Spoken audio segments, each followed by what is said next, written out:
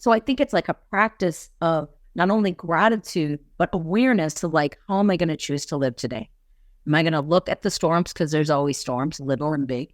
Am I going to focus on what didn't work out? Or I'm going to go, well, that was not what I was planning, but okay, what lesson do I have to learn? Like you said, like what lesson can I learn in this? And how can I use my disruption, my pain, my storm to help another person? Yeah. And so I think it's a practice of living that way every day and living life to the fullest, knowing bad things will come, but also good things, and that we can be part of the good thing.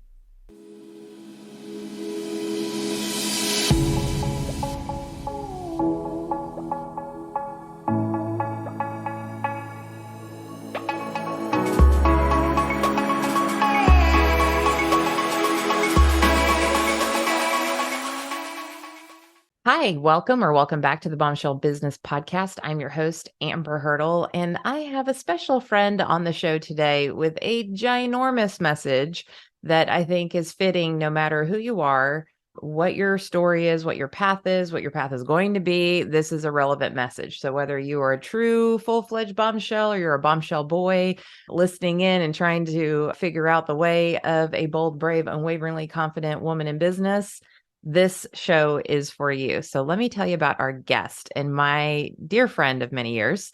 Annie Meehan is a mental wellness expert, certified coach, professional keynote speaker, and award-winning author of 7 books, almost 8.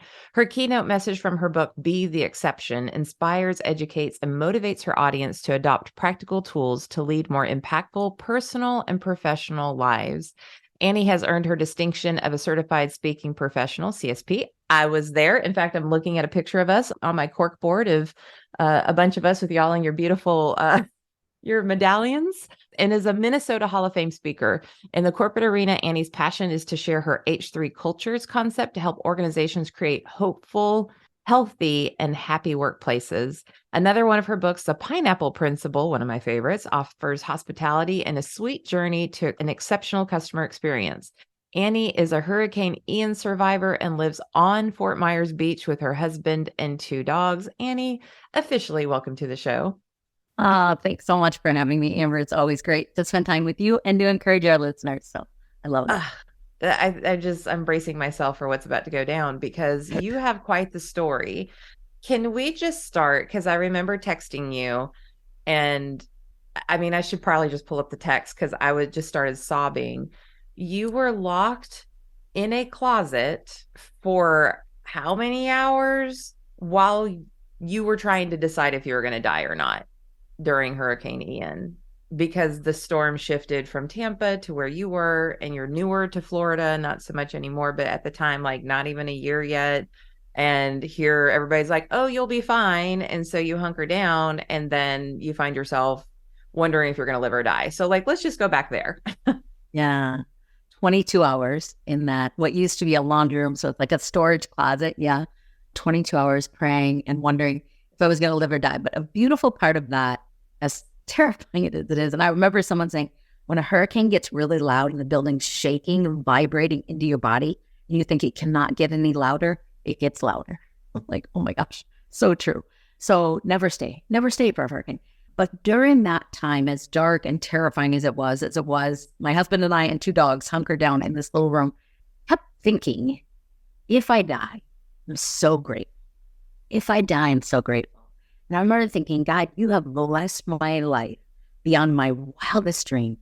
I have gotten to be a mother and raise 3 amazing kids. I've got to have this career that is so fulfilling, and I get to pour into people, and people write me beautiful notes. Like, as much as it was terrifying and sad and scary, and even thinking about it with you again, I just remember having such enormous gratitude, how blessed I was. Like, everything of where I came from, I was able to full circle multiply it and become what I didn't have. I not only had, but I had enough that I could give to other people. I got to live on a beach that I dreamed of for 30 years. Like, I was terrified and I was grateful at the same time. And so we lived there exactly 11 months to the day that the hurricane hit us. So crazy. But and then like you have this attitude of gratitude, like as you're contemplating, am I going to make it or not? Like that's How do you get there? How do you get to that place where when the storm is coming literally for you, like this is not a figurative assessment, the storm is literally coming. How do you remain in that place? What is it about your life that's different than somebody else who just is ravished in fear? It's a good question, Amber. I think that a huge part of it is that I live every day to the fullest. You and I have talked before about we've had hard starts. We had hard middles, hard beginnings, whatever it is. Maybe we're at the middle, but Hard last weeks. hard last weeks, hard last half hour. Like, it's what happens is you get to decide. It's like a practice of deciding that every single day. Am I going to be bitter or better? Am I going to be grateful or grungy or growling about this isn't fair? There's so much unfair in life. And I know sometimes people will say, why me? Why am I going through this hard thing? Like, I'm a good person. And I always, whatever. God, I think God has a great sense of humor. At least our relationship is very humorous. And so when people say, why me through the hard stuff, my life was hard. I get used to the hard. I say, why me during the good stuff? Why did you bless me? Why do I have a husband that loves me so much? Why do I get to live at a beach? Why am I so I think it's like a practice of not only gratitude, but awareness to like, how am I going to choose to live today? Am I going to look at the storms because there's always storms, little and big? Am I going to focus on what didn't work out? Or I'm going to go, well, that was not what I was planning, but okay, what lesson do I have to learn? Like you said, like what lesson can I learn in this? And how can I use my disruption, my pain, my storm to help another person? Yeah. And so I think it's a practice of living that way every day and living life to the fullest, knowing bad things will come, but also good things, and that we can be part of the good thing. Yeah. And I think that was your be the exception is such a big part of who you are and your brand and what people know. And that is you're being the exception and finding the sunshine in the storm and, looking for, well, where's the wind going to blow me next from the storm? Because that's part of it too. That disruption, it destroys, but then it also gives the opportunity to build something new. And so as I know you have written Choosing to Soar. Yeah. And you're working on the cover and the launch and all that kind of stuff, which any aspiring authors in there, let me just tell you, like, first of all, if you're a first-time author, you have to schedule your nervous breakdown in the middle of your book writing. But then after that, just understand that writing the book is not the heavy lift. You think it's the heavy lift, but it's not. It's everything else to go to market and get it out in people's hands and then promote it and market it. So here we are. But let's go back to like, what is Choosing to Soar about? Like, what are the principles that are in there that your readers can look forward to? Yeah, thanks, Amber. I love acronyms because my mind, it's like, it's easy to remember a word. It's sometimes harder to remember a philosophy. And so I use storms as an acronym, and I talk about getting still and silent in it. And people want you to kind of get over it or get on, but it wasn't until I was able to get calm and safe enough to get still and silent. So that's the S. T's about time. And you and I just had talked about that a moment ago, that we have to give ourselves time in life, and sometimes a lot of time and sometimes a little time based on the storm we're going through. So knowing that a healing journey can take a lifetime, especially when I meet people that have lost a loved one, in particular a child, I always say, nobody else gets to tell you how long you grieve. Right. For me, that time, giving myself time to heal, to get clear again, to get calm again, to make the beach feel safe again as it rebuilds and restores. R stands for reliable relationships. And Amber, you are one of the many amazing people in my life, in particular friends and family, but that speaker community that reached out, that checked on me, that followed up, that sent encouragement through text and calls and notes and donations. Those reliable relationships when you face a storm. O is about opportunities to learn lessons, to stay open, all of the things that, what am I supposed to learn inside of this? M is about getting motivated again. Like, how do I get through this? Like, okay, what did I learn? Okay, how can I use my struggle, my pain to help another person? Or to even not even help, but just be compassionate for other people's storms and disruptions. And the final S, I want to say, is success, but it's not. It's about soaring. Yes. I was like, is it success? No, it's about soaring. It's about deciding the storm is part of my story, but rising above. So I always I'm always fascinated when I meet people and I'll say, tell me your story. And whether they start with the best part or the worst part of their story. And I say, say mental health. I work with a lot of people with mental health. And I say, your diagnosis is a part of who you are, but it is not who you are. Sure. Right? Your career is a part of who you are, but it's not all of who you are. So getting to soar above the hard parts or the hard pieces of ourselves or our story. Yeah. I joke often that me telling my teen mom story is like Adele singing Hello Again. Like, I mean, that's not who I am. Like, that was so Yeah. long ago. I'm 43 years old. I was 16, but it is such a compelling part of what catapulted me into a lot of different things. It's where a lot of my life lessons came from. And, people like to hear the story because then they connect to their story that is that thing for them in their life. But I'm always just super cautious to remind people, like, I am not a teen mom. I Yeah. am a 43-year-old powerhouse businesswoman who owns two Well, that, companies and like drives my life, right? And I'm not saying that to boast. I'm just saying, like, you can't be who you've been designed to be if you're constantly living in the past. And another thing that is just really important to me, and you definitely have known the crazy that's been my life for the past couple of years, soaring above it now. Praise be. affordable. Got my wings on today. Yeah. But whether you're a biblical person or not, like, here's the story. So Lot and his wife were asked to leave a detrimental environment, and they were told to not look back. And Lot's wife turned around and looked back as she turned to stone. And so we have to be mindful that, yes, this is a part of our story, but we can't keep looking back or we will get stuck. We will get stuck right there. And so just moving forward, to your point, like, that soar is such an important part of the whole process. I just love that I'm like, don't get stuck. You're going to turn to stone. And you're like, soar. I'm like, okay, so maybe Annie's the more motivational between the two of us. Well, I was just thinking, sometimes I'll tell people, like, glance back so you don't forget, but don't stare back. Yeah. Don't turn around and just stay there. Like, that isn't, like, I'll meet people 40 years after a divorce. And I was like, yeah, I got divorced. I'm like, when? Like, are you, oh, like 40 years ago, he cheated on me. I'm like, okay, we are moving. That is like, look at you. Okay, like, let's go for it. Let's soar. So that has everything to right? do with him and nothing to do with you. That choice had everything to do with what was going on inside of him. It had absolutely nothing to do with you. So And move it's on. a sliver of your story, a sliver. So soar above that. Don't let that define you. You're right. We all have stories. And I love, like, this is a piece of why I'm so motivated, but it's not who I am. Yeah. This is who I am, not where I came from, right? Yeah. Just like yours. And your design in particular affords you to use this story to benefit the many. And in the speaker community, we all joke, like, well, shoot, I wish I would have been bit by a shark. That's a great story for it to tell on stage. We joke about it, but then it, like, really happened to you, and we're like, yeah, that was just a joke. We don't want Annie, like, that's No more stories. yeah, no more stories. Let's just have boring stories on stage. But I mean, like, how uniquely positioned are you to take such a horrific thing that happened to a lot of people? I mean, my house got hit by the hurricane before I closed on it, up in Venice, and that's about an hour north of you. And for you to be able to, really have some growth from that fertilizer that at one point was a shiz show, it's not just your audience's holistically, it's specifically the people that surrounded you who are suffering the same thing that can connect to your message. So I just want to honor that. Thank you. Sure. It's really meant to be kind of a guide, like a workbook. So when I'm teaching people about goal setting, I'm always like, assess to address. So don't just say, if I say, do you want to set a goal, saying, yeah, I should lose weight. No, that is not everybody's goal. It's just what people think. So let's assess what's working in your life in all the different areas. So in this book, it starts out with like 150 things we identify as storms. So there's a professional section, personal, and a literal.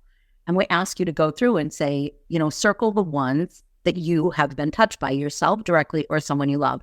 So you kind of have this assessment. And then we go back through those and we say, is this a category 1? Like, I have a bad hair day. Like, I jokingly say, I can't be friends with bald men because they have never had a bad hair day. And it just pisses me off, And then half of my guy friends are bald. But so I won't tell Terry Brock. I know, don't tell. Like, that can be a category 1. Like, I'm having a bad hair day, right? Like, that's not really going to ruin your whole life. You can fix your hair. But there's category 5. So first you address which ones you've been touched, and then you categorize 1 to 5. And then we go through the book and teach you, okay, so you lost your job. Okay, so you started a business. It didn't go as smoothly as you thought, or you had a breakup in a relationship, or you have a child that's an addict, whatever those stories are, or you got hit by a tornado or a flood. And I never think, Amber, met a lot of people now in Florida that were touched by Hurricane Ian to varied degrees. But what you went through isn't less than what I went through to me, because in that moment, it was all your stuff. And lots of other people that I've met that are like, oh, I only lost a window or corner on my roof. I'm like, it doesn't matter. It totally disrupted your life. And for a moment, you felt unsafe or unstable.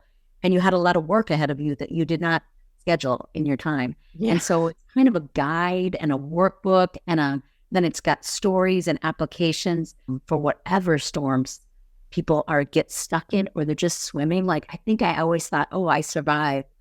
And then as I became really a speaker, I realized I don't want to be a survivor.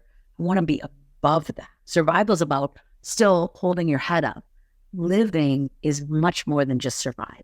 And that's what I'm trying to teach and show and remind people. Yeah, I love that.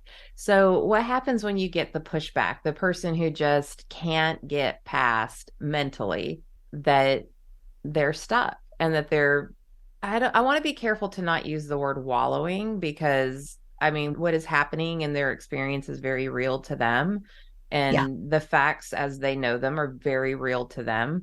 But maybe stuck is the right word. Like, so you ask them to be silent and still, and you ask them to understand that time will heal, and to, reliable relationships, such a huge one. I'm always talking about your people environment and how critical that is. Do they get stuck at the opportunities to learn lessons, or do they get stuck at the motivation part? Like, where do people typically start to degrade? Like, they get all excited and they're not really willing to let go. Yeah. I feel like I have 12 answers for this. So I'm trying to think of what is the right one. The one thing that popped in my head based on what you just said is that I ask my audiences, when you look in the mirror, I said, when I look in the mirror, I think, oh my gosh, you are so good looking. People must be so jealous of you. They look at me and I go, isn't that what you do? And people will say, oh no, I always say I'm ugly. I always say I look bad. I always say, and so part of why people get stuck, what I believe, is they think that's what they deserve.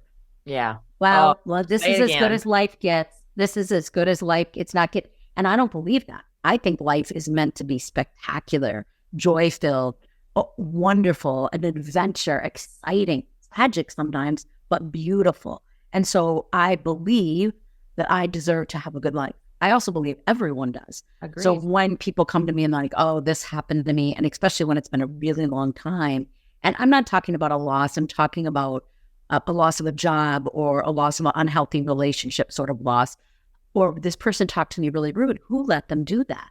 And so I think it's when we start to shift, wait a minute, I deserve to be respected. I deserve to be heard. I deserve to have a good life. So I think part of it's that.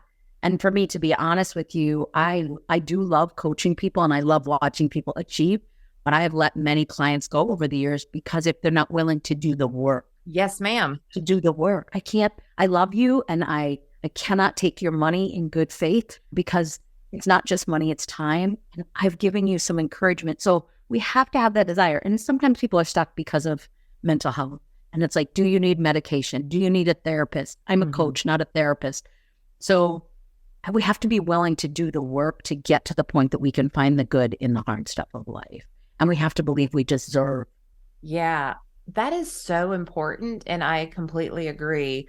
When I've gotten to, and I have a therapist that I work closely with, I mean, they can go whoever they want to, but Sharon Gross, who's been on the show, is in our community, and then we can work together on this person's life plan. But, we are not ethically even allowed to go there, but it's not the right thing to do either. It's different skill sets. Coaching is more about like leveling up, and then therapy is more about solving problems. And not that we don't solve problems in coaching, but I mean like healing and, more, fixing's not the right word. I'm going to butcher this, but you know what I mean? Like well, I think therapy is about looking back and healing. Coaching's about looking forward and growing.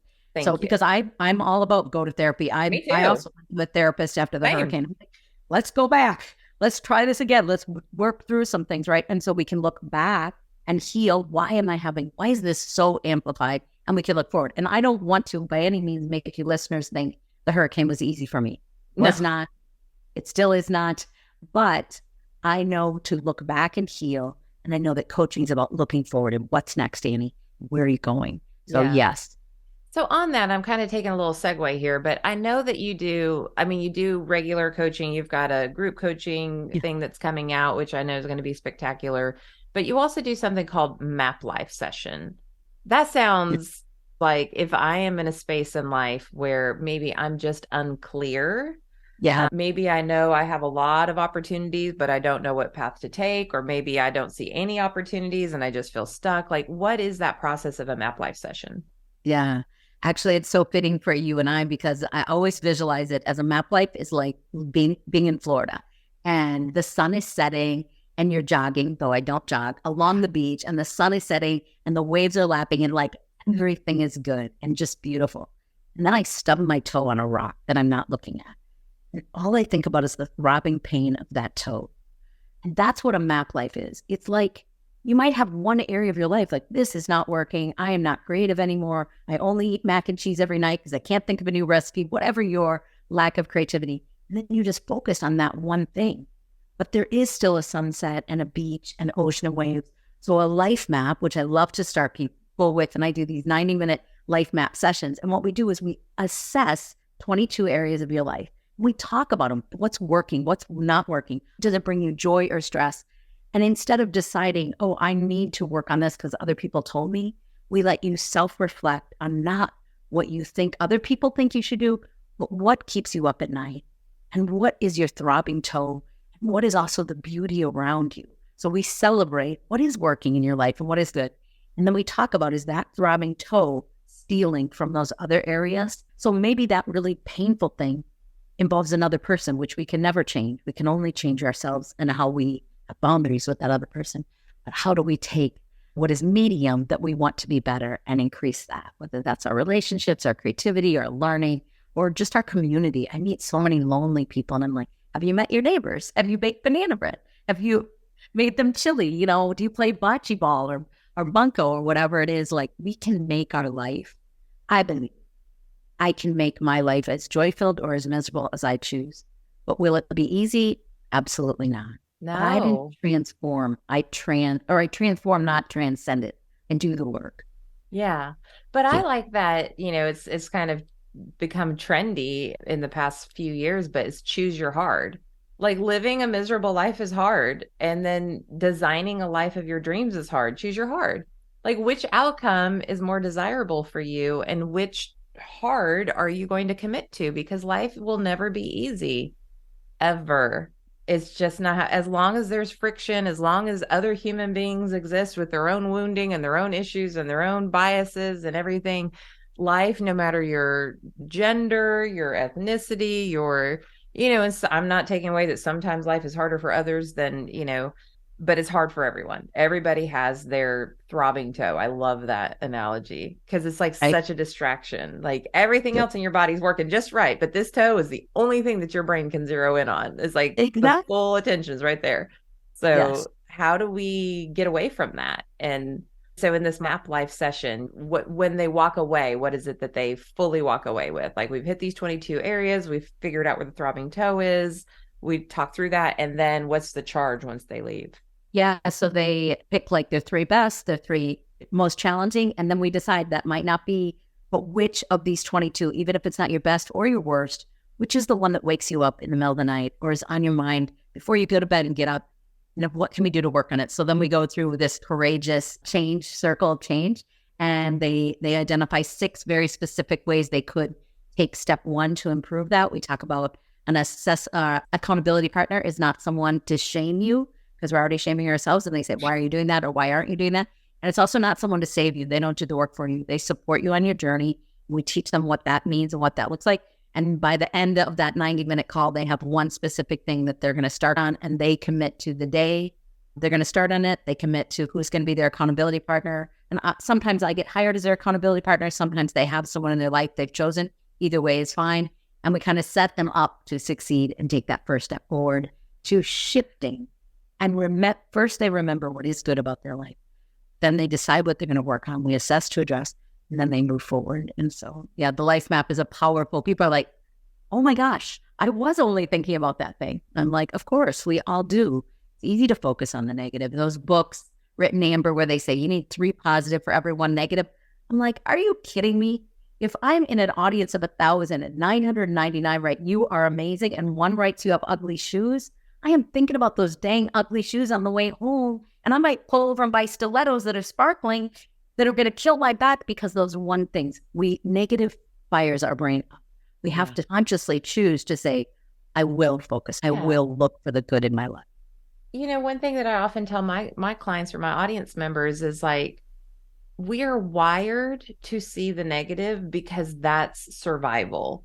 But the bear is no longer I have AC. I don't know about you, but I have air conditioning. I have central heating as well. I have a ergonomically correct chair, and there is no lion coming after my family right now. I don't have to sleep with one eye open. I can take my melatonin gummies and sleep on my dual adjustable Tempur-Pedic cool top mattress, and I'm fine. And so it's like when I get into that space, and of course, as somebody who is always forward thinking and trying to solve problems that don't even exist yet, because that's just the way my brain works, I have to like ground myself and be like, is this a real problem, or is this a problem you've created to solve? Like, are you bored? Do you need some mind candy, Amber? Can you like find some problems that are real to solve? I mean, we have to be honest with ourselves and just be like, okay, I'm wired this way. It's my survival instinct as a human being. But what's real is this. So let's focus on that and let that go.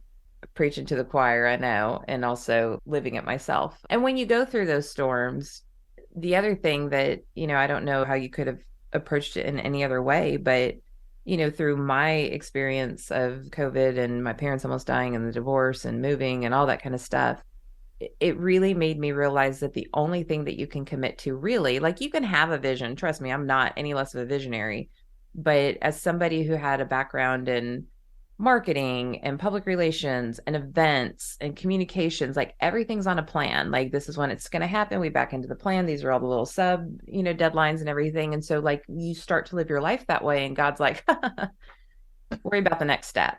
And I love that that's what you do in your system, the map life. It's not like, and here's your strategic plan for the next year that could go haywire. Who knows? Because we can't guess tomorrow. Here's your next step. What's your next wise best step to get you towards the vision, not the goal that is so rigid and it can't be flexible at all, but like you see what you want for your life, the experience that you want for your life, for your business, for your relationship, whatever that is. What's just the next step? It's not that hard. And we make it so complicated, myself included. Yeah. Well, and owning gyms for 12 years, working with thousands of clients, you realize one step is plenty. And one step of success makes it easier to take the second step. So we choose 6, but we only work on 1. And once we've done that for a month, not 30 days, but like if we're meeting the 1st of July, we're like, this is all we're focusing on July. And we're not doing it every day. We're doing it 2 days a week in the month of July. What do we want to do in August? We want to keep going or do something else. And one thing I wanted to say, because I know you probably have brilliant, driven listeners, but there's always those few listeners that are like, holy cow, these two make it look so easy. And I always think of Nadia Comaneci and gymnastics. I was like, I'm going to do what she does because it can't be that hard because she practiced so much. It made it look easy. Yeah. And what I want to say is that Amber and I, you and I both have practiced this lifestyle, this mindset every day for years and years. And if it's hard for you, or if you feel like, oh, it's easy for you guys. No, it's not easy for us. It's just that we've practiced so much, we've made progress. Yeah. That doesn't mean it's not challenging. That doesn't mean it's not disruptive.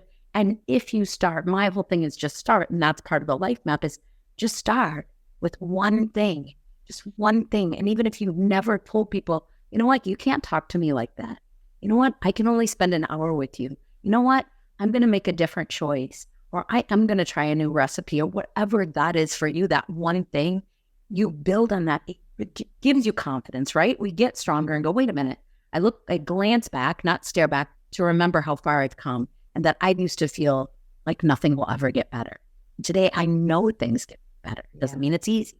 But I love that about you too. I look at you with such admiration. You're so driven. You're so inclusive. You're such an encourager. Even when your plate is full, it's full of what you love. It's not busy. It's full. And you give from this place of abundance. And that's what I love. I love being a not only grateful, but generous person. And when we're going through hard times, it's hard to be generous. So I love getting back.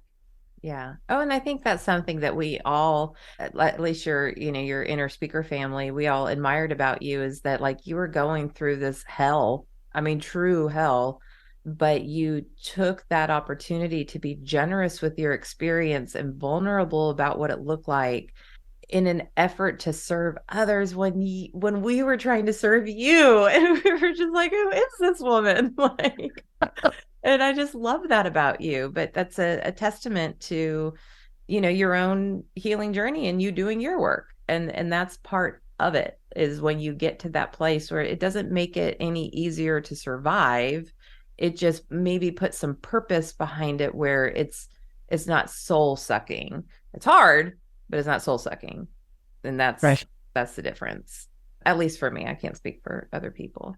100%. And I think, Amber, one thing you said that just reminded me is like, you can't wait till you're in a crisis to practice these things. You have to practice them every day, because as long as we're alive, there's going to be a challenge. There's going to be an obstacle. So how do we keep practicing the good stuff, so when challenges come forward for ourselves or people we love, we're strong enough to stand in the gap. We're strong enough to be there and hold each other up and support each other. And that's what I felt so much gratitude, and do feel so much gratitude to the speaker community, Cigar Peg and NSA, that just I felt surrounded in love and encouragement and people thinking about me. And I didn't know one day to the next where we were going to live, what we were going to do, how we were going to get money to pay rent. We had just sold everything and bought this house thinking, okay, we're done. Life's going to be smooth. Yeah. Silly. But that goes back to reliable relationships. You did the work on the front end. You've invested in people. You took time. You've taken your energy. You've been generous to invest in those reliable relationships, who then in turn showed up for you, not just for the party, but for the storm. And that's the difference between relationships and reliable relationships. Because I have seen the not so reliable side of things, and you're like, okay, I know who my real friends are. Got it. Cool.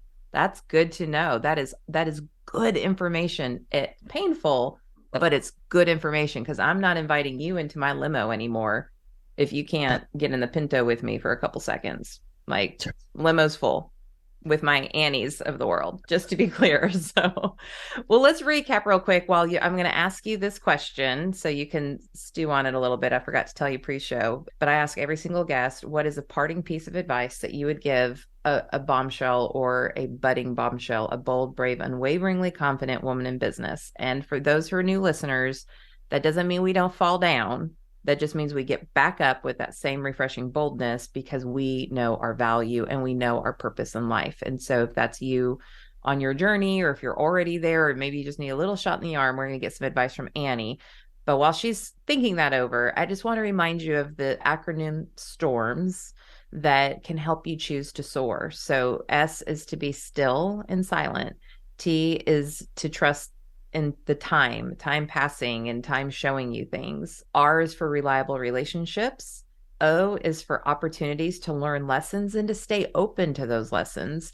M is to be motivated. How do I not only just get through it, but in turn show compassion to others and use this in service to others? And then S, of course, is the end game, which is soaring. And it's really saying, as Annie put so beautifully, the storm is part of my story, but I'm rising above it. It's part of my story. It doesn't define me. So I hope that you'll remember that. Of course, all of this will be in the show notes, and we'll talk about where you can find Annie online. But let's go back to Annie and ask, what is that parting piece of advice that you have for our bombshell listeners? I really think one thing that allows us to be bombshells is having boundaries. And as silly as it might seem, like, I think that was one of the biggest lessons I learned in life, is I get to have boundaries. People are going to be like, that is not going to work out for you. You'll never be that successful. You're being silly. Oh my gosh, settle down. Don't have such a big vision. Calm down. And the people, mostly women, but I love men, but the women that I really admire in life, the true bombshells to me, are people that said, I'm sorry, I don't have space for you. I don't have space for you in my life or in my head or in my mind. I will not listen to that. I'm flying and soaring above it. I would love for you to join me, and I'm more than happy to grab hands with you and let you soar with me, but please don't try to push me down. And having boundaries around cutting off those relationships, shrinking those relationships, shrinking those words, but boundaries around anything negative. Somebody said, kill ants. He said, I'm a pacifist, but kill ants. I was like, what does that mean? And he said, automatic negative thoughts. Have enough of our own, and we need to stomp them out and don't let anyone else. And when I surround myself with positive, encouraging people, like, you go, Annie, you got this, rather than, what are you doing? Who do you think you are? No. I can't do that. I need boundaries so that I can be bold and be a bombshell in this world, just like amazing Amber. I So, love that. I love that, Annie. It's such what a lesson in my life too. Like codependent, no more. That is yeah, oh wow. That I was that codependent. Got it. Didn't even know. Good to know. exactly. Yeah. Yeah. So I know we can, I always say, find Annie on LinkedIn. LinkedIn is where we do business. We're bombshell businesswomen. Please go to LinkedIn and engage there. Fill your mind with what happens on LinkedIn and step away from. Listen, I like a good episode of the Kardashians like everybody, but we don't have to watch every reel on Facebook when you can be edifying yourself on LinkedIn. So find her there. She's Annie Meehan. Facebook, same. Annie Meehan speaking on Facebook as well. Twitter, Annie Meehan 6, Instagram, Meehan.Annie, and then YouTube is Annie Meehan as well. So all of this will be in the show notes. You can go to amberhurdle.com/podcast with an S, podcasts plural, and look for her episode. And you can get all of that there, as well as, how you can reach out to her if you want to do one of these map life sessions, or if you want to get on her newsletter. I think you can tell she's a pretty positive person and somebody that you want to have in your space if you're looking for that positive energy to fuel your life purpose forward. Annie, I love you. I love you. Thank you for You for having being me, on the Amber. show. Thank you for listening. Great to be here. All right, bombshell, you know what to do. Like, share, subscribe. Make sure that you send this to somebody who needs to hear Annie's message. That is the best way that we can participate as bombshells together. We don't have a Facebook group. We don't do things like that because, that's like we're all too busy for that. But what you can do to extend the community and nurture the community is to bring another bombshell into this particular episode because you thought of her or him and bless her with this today. And Annie is certainly a blessing to my life, to a lot of my friends' lives, and of course to all the audiences that she serves internationally. So I will see you on the next episode.